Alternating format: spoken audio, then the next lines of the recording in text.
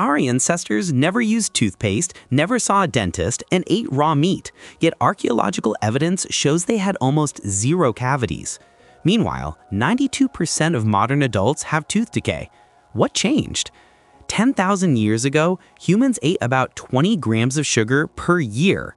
Today, we consume 150 grams every single day. That's 2,700 times more sugar. When our ancestors transitioned from hunting to farming, cavities exploded. Ancient hunter-gatherer skulls show cavity rates below 5%, but once humans started eating grains and honey, that number jumped to 50%.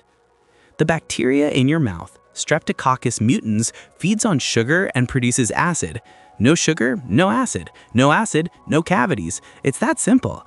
But when cavities did appear, ancient treatments were brutal. Ancient Egyptians packed cavities with crushed rock salt and pepper. Romans used fermented urine as mouthwash because the ammonia killed bacteria. Medieval doctors believed toothworms ate your teeth from inside, so they burned herbs and blew smoke into your mouth to kill them. The Mayans actually drilled teeth and filled cavities with jade stones. And in ancient China, dentists applied arsenic paste directly to the nerve. It killed the pain, but also poisoned patients. Today, cavities are the most common infectious disease on Earth. They're caused by bacteria that get transmitted through saliva, kissing, and sharing utensils. But here's what most people don't know. Early cavities can actually reverse themselves through remineralization.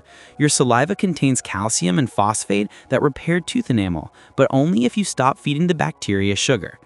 Your genetics also play a 60% role in cavity susceptibility.